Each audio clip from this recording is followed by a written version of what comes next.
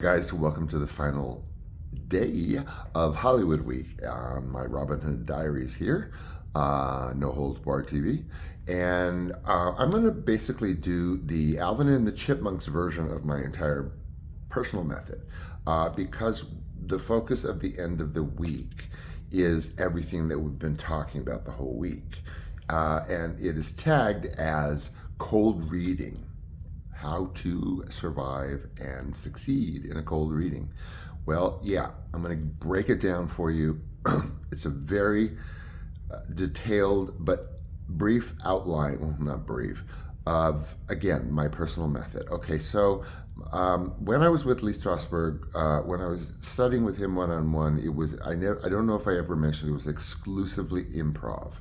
Okay, so my work with Lee directly was strictly improvisational work. When he moved me to another division with Frank and Jeannie Robbins, who among other things, did musical theater component of the Actors Studio on Hollywood Boulevard, again, improv. I will get to that in the very end, right? Because I'm classic method trained. And then I sort of flipped the paradigm a little bit too late. That's why I want to share it with you. Okay, chop chop. Before a cold reading, here is your job.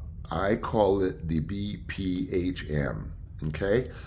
1, 2, 3, 4. Backstory, preparation, hyperfocus, and maintain or retrieve that hyperfocus.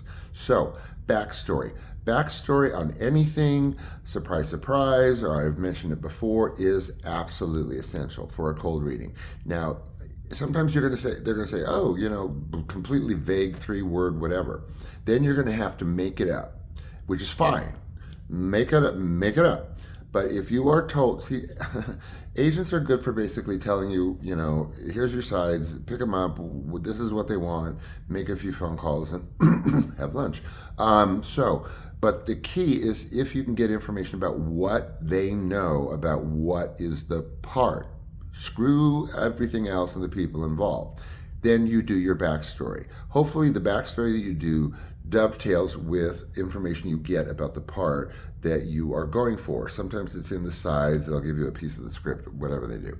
So, example of backstories. I'm going to break down, these are just examples, okay? These are just examples on your first assignment, which is backstory once you get the sides. Backstory. What are the color of this person's eyes, this character? How does she use them? Does she use them? Does she flirt with them? Does she think they're pretty? What scares her? I'm just using her as the character. What does she think her best features are? What is she proud of anything? Or is she really struggling with self-esteem, and why? What's contributing to that? Again, you can paint a picture. It's a sketch in your head. This is not brain surgery. Another example, what were her parents like in brief?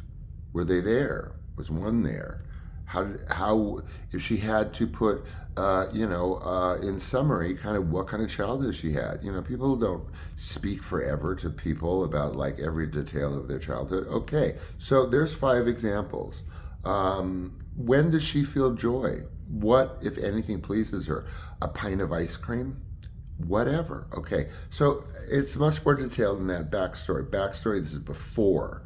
Once you get the size, whatever. Because I'm going to start out by telling you this. Everything I've been talking about all week is basically, I want to tell you something. It's all most importantly used on a cold reading. Reading and auditions are the critical part of all of your studies. It doesn't mean you can't get fired, but once you're hired, you're hired. They've decided that whatever it is, and you're hired. If you do not cut like a razor's edge on auditions, don't stress it. That's all your method is good for. That's all your preparation is good for, everything. Okay, so we're beforehand, right? We've got our BPHM, backstory first, preparation. Now, preparation, I'm again going to give you an example, a very outlined example of what I use or what I have used. Some of my scene work is actually on Facebook. If you go way, way, way back, I dealt with some actors and did some cold readings. So I'm going to give you an example of a prep exercise. This is an exercise that I teach the student to employ at the drop of a hat, much like you would a hypnosis or a keyword, Manchurian candidate, whatever. And that is what I call the bathroom exercise. Bathroom exercise, it can be anything, anywhere. It can be by a river, I don't care. Bathroom exercise. Okay, you really, really have to pee. Do you remember the last time you really, really had to go, like, oh my God, you're flying in from the car, you ran to the bathroom? Takes a long time. It's relieving. I'll tell the student, I want you to identify the last time that happened. Took a while, pee, comfort, whatever. Then I want to know what color shoes you had. When you get up, you have to put your skirt, your pants on. You look down. What were they? Last time I had one, they were light brown, and they were wingtip with laces. What color are they? What do they look like? Then you get up out of the stall, right? You get off the toilet. You pull up your pants, right? Are they gabardines? Are they sweatpants? Is it a skirt? Okay, pants, skirt, up, shoes. You're ready to leave, right? The door of the stall. What do? First thing you do is wash your hands. You go to the sink. There's a sink. There's the water. Got to scrub up in that sink. So sink and then scrubbing, hand washing. What do you do after you wash your hands? You got to dry them, right? So paper towel holder is to your left. Paper towels. Paper towels are what you need to dry your hands. You go to the paper towels. You take that paper towel and you get all that moisture off. That feeling, when you know that you're just dry enough. You can't use those like blowers. They never do enough, right? And you get it all dry. Boom, in the trash, you leave the restroom. Now, I will train you, or whatever. This is just my take, and it's all examples. Where I want to get you to is to be able to say, piss, shoes, sink, paper towel. And I want you to power wash everything, which I've mentioned before, and I'll mention again. And I want you to be able to get to the point in a prep that couldn't take a minute and should effectively take a minute. And in that example, but you have to pick it and use it religiously. You do not, it is your happy place. You do not change it. You do not change this. You do not change this exercise for yourself. And again, these are just examples. So where I want to get the student to is I want to be able to, in a centered, of course, we're not like bouncing off walls, environment, whatever that is, comfort. And I want to be able to say, briefly before a cold reading, piss, shoes, sink, paper towel. 4 things. That is all you are supposed to focus on when I say that, when you say that to yourself. How relieved did that piss feel? What color were those damn shoes when you pulled your skirt or your pants up? Because you got to look down. You go to the sink. Did you scrub up? Get it all off. How did that feel? You get it done. You do it every day. Paper towels. Over to the paper towels. Dry. Feel it until it's dry enough. You walk the F out. That is your prep. Your prep. That's the bathroom exercise. Okay. Hyper-focus, not focus. When I say focus in these scenarios, which are the critical before scenario, the prelude to the actual cold reading. When I say focus, I don't mean focus like, this. I mean hyper-focus. You have to get yourself to an ability to hyper-focus. Now, hyper-focus kind of feels like, when you stare at something so long that everything sort of blacks out around it, or sometimes every once in a while that'll happen. You'll just sort of gaze at something and everything just kind of closes in and maybe goes dark. That's hyper-focus. That's where you have to be, where the world falls apart around you and there's nothing but what you are staring at, like figuratively speaking. So that's hyper-focus. Hyper-focus is so essential that it is the thing that closes the 4th wall. We've talked all week about the 4th wall, being able to shut down the 4th wall, shut down the world, shut down everyone around you. Most importantly, the audience vis-a-vis the camera, not so much the lighting gal or the makeup guy. Okay, so we have got backstory. We've got prep with our bathroom exercise. We've got hyper-focus. goal of hyperfocus is to close the fourth wall. Once that gaze dims and you are locked in to whomever or whatever you're interacting with, could be a thought that you're thinking in the windshield of a mirror. It doesn't have to be another character. Okay, so we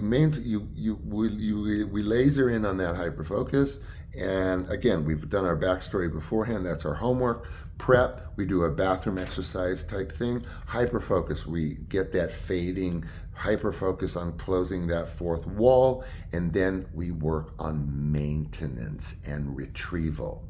Again, this is before, like walking into the room.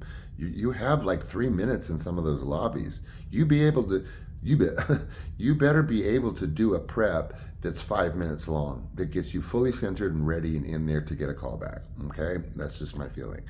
It's all or nothing. We're all in, or screw it. Number 4, maintenance and retrieval. So you have to have strategies when you're in there to maintain that hyperfocus and retrieve that critical hyperfocus which closes the fourth wall. Now, here are some traps during this focus that you are well acquainted with, that the backstory is embedded in your head. Because what you're going to do in the long run, I'm going to tell you, you're going to power wash all of this. Okay, so number 4, that maintenance. I really feel so very strongly about being able to maintain and grab back a hyperfocus. As I've discussed, a lot of actors feel that if they lose focus or whatever, scene's over, they have to start all over again and prep. No, you're not getting hired by me as a director. I want to see you save that scene. That is ingenuity and hyperfocus. So traps. I'm going to use examples of traps that will rob you of your hyperfocus that you can get right back. I'm telling you, you can use your loss of focus to your advantage, believe it or not. So, second half,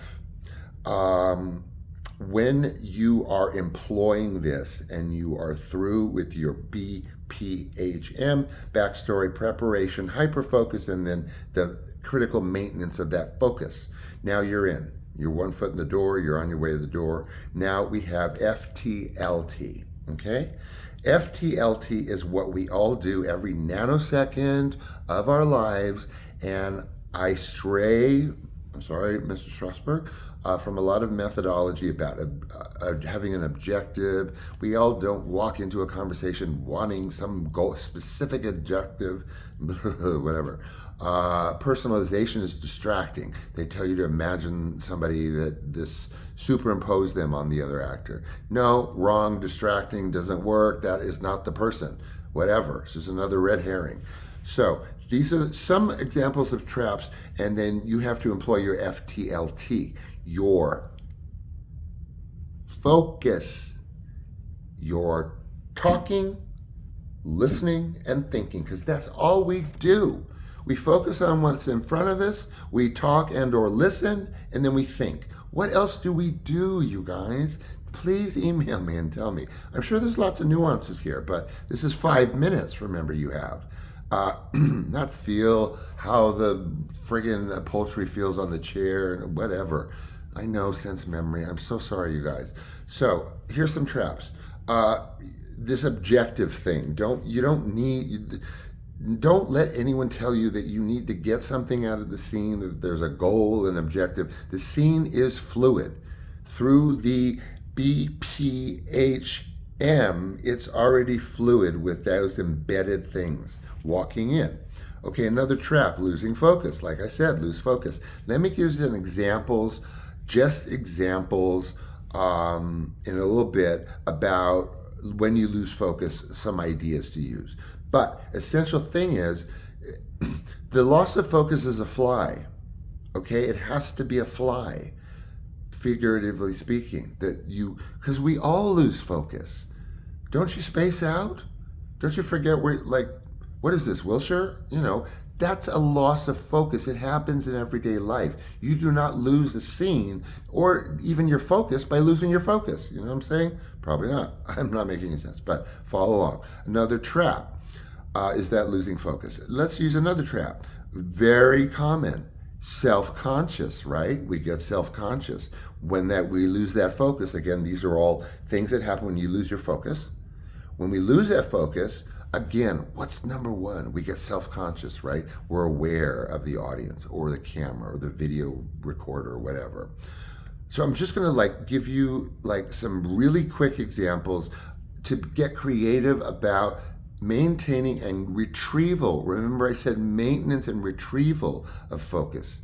Not holding on to it, but getting it back. The fire truck just went by during your critical monologue in your callback. What are you going to do? Stop? No, you're not going to get hired. You use it, because there are no mistakes in acting. There are no accidents in acting. If what you're doing is embedded in you through a character and well enough through a hyperfocus, you use everything naturally. The dog walks in, there's an earthquake, okay? So I'm giving you examples. When there is audience awareness, self-awareness, the self-conscious, oh my God, I'm suddenly happened to me a million times, you guys. I'm thinking I'm doing my most brilliant work. And then, whoa, I'm here, I'm being told what to do. I know what the director looks like, camera's right in front of my ass. That's that complete self-consciousness and that complete audience awareness, camera awareness, that you feel you've lost the scene. No. Here's what happens to us in real life. You can use purely as creative examples. That hyperfocus gets cracked through self-consciousness, being interrupted by being aware of, oh my God, a camera. That interruption is your little brother that you try to ignore, that runs through the living room downstairs all the time. And telling him not to do it doesn't do anything. So it's a distraction of him bolting across the living room, broken focus, back to character. That is your ambulance going by. 2, deja vu. Don't you have deja vu? Everyone has deja vu. Loss of focus. Who's to say in the middle of a scene you can't say, whoa, whoa, wait, Jane. I just had the weirdest deja vu. So what were we talking about? Boom, man. It's embedded. Okay? Another example, again, the fly. You're suddenly hyper self-aware and lost your focus and you're so self-conscious. That is a fly. That camera suddenly becomes an annoying fly. That director over there who's rustling in his chair, making you self-conscious, is a fly. It's a fly. We get distracted, something gets in our face, we lose focus, right? Finally, anything other, that's the finally. You pick it. It's a very easy construct. Go for it. When you lose your focus, you never lose a scene. Especially if you're doing it well, you got it, and then you think, oh, I lost it. I was doing so well. No. If you had kept going, it would have been a brilliant scene. Okay, so there you go. So now the weird part. No. So we've got, again, I'm just going to stress it, beforehand, backstory, preparation, bathroom exercise, for example, hyperfocus, close that fourth wall, and then be committed to maintaining and then retrieving that focus. And then when it gets lost, then you've got your basics of acting, FTLT. That's all we do, folks, right? That's all we do. Focus, talk, and or listen, and then think. That's just the sum total of what we do. So then, foot in the door, sitting down, doing your thing. FTLT. Guess what? As soon as you sit down, and as soon as you pick up that side that you've been looking at for 3 minutes out there, everything that I just told you, every single thing that I just told you that is embedded in your brain from your backstory and your bathroom exercise and your hyperfocus, I want you to wash it clean. So, and often students will be like, what the F? What are you talking about? You just spent 80% of the time of this hour just yapping. Well, oh, I'm sorry. That's embedding. That's bordering on hypnosis. I'm not, a licensed hypnotist. So at that moment, if I was with you in the lobby, I would say power wash. Power wash would be Empty your brain of every single thing except holding that paper, walking to that door. Because you've done your prep. You've done your bathroom exercise. And whenever you lose that focus, in that instant, when you're trying to make it a fly, or you're trying to make it a little brother, or you're trying to make it a deja vu, by doing proper bathroom exercise, for example, your prep, you should be able to, in 5 to 10 seconds, regain that focus at a critical loss. How? What did I say? Piss, shoes, sink, paper towel. Now that's just purely examples, but it should be as simple in my method, and it's been successful. Look at the cold readings on my Facebook. I don't know what you consider success, but it's been effective. And I will tell you, you better be able to, and you don't change it. You see, it's not like, oh, suddenly a bed, toothbrush, whatever. No, you work with this as a mantra. You never change it. You embed that experience in your life in that bathroom or wherever, your happy place on a cliff, I don't know, like diddling tadpoles or whatever, right? So everything I've just told you, get a load, guys, and then I'll wrap it up with a big surprise. Your BPHM, your backstory, your prep, your hyper-focus, and your maintenance and retrieval. Then you step in the door, you start your scene, you got your FTLT, right? Focus, talk, listen, and think, which is all we do, okay? Then we've got our potential interruptions, right? We've listed all of those that rob you of your focus and how to get it right back, all of that. And then guess what? All those examples, losing focus, it's this, it's that, whatever. This is embedded, you guys. This is embedded because you get to your Manchurian candidate place where you can say those 4 words and you're completely centered. And you're not relaxed. I don't want you relaxed necessarily. So you've got your backstory, your prep, your hyper-focus that we've talked about, that thread, that essential maintenance and being able to get back your focus that we've talked about, and then those potential bear traps, the losing of the focus that happens to all of us, the audience, awareness, oh my God, self-conscious, tackling that one, any of those interruptions that, something falls in the lobby, ambulance goes by, not a problem, right? And then what I'm going to tell you, if I was sitting next to you in that lobby, say, power the F wash everything I've ever said to you out of your brain right now and walk. Walk. There's the door. Walk. I just power washed you for everything, from everything. Go walk in there. Because you know what? Those people in there, they are not your friends. They're not your enemies. But they ain't no friends. They're strangers. And a person going into a room full of strangers, they focus, they talk or listen, and they think authentically. So the authenticity was the theme kind of for the week, give or take.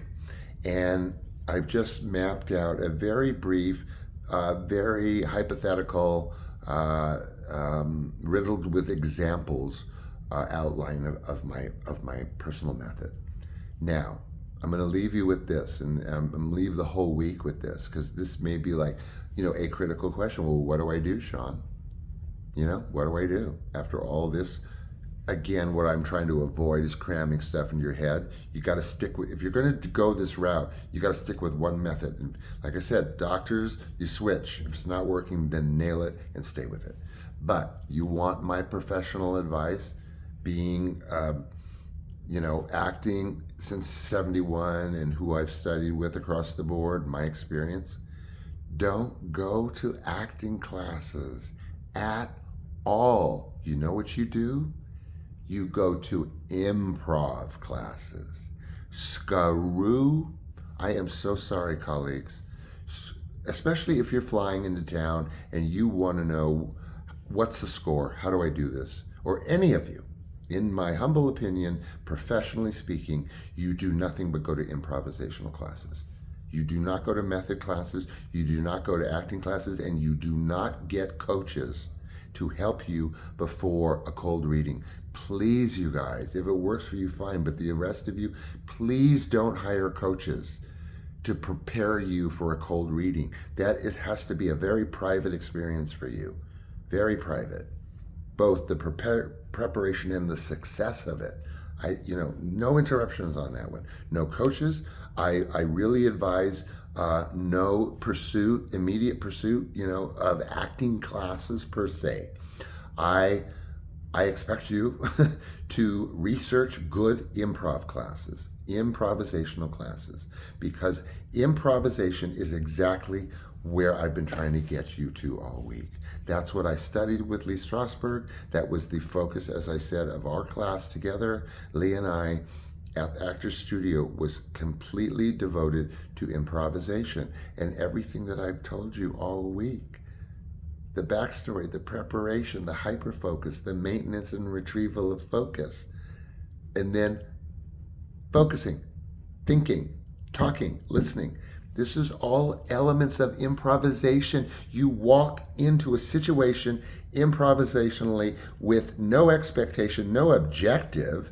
It's just natural, fluid authenticity. So that's where I'm going to leave you at the end of the week. Don't go to acting classes. Again, I am so sorry, colleagues. I used to teach. I just really, you guys, go to improv. Explore Viola Spolin. She's one of my, I wouldn't say mentors. Lee, I work with Lee, but Google Viola Spolin, VIOLASPOLIN,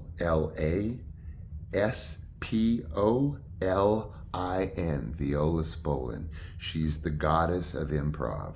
And if you really want to kind of go in a different creative direction, then method, cram, go to an improv class, go regularly.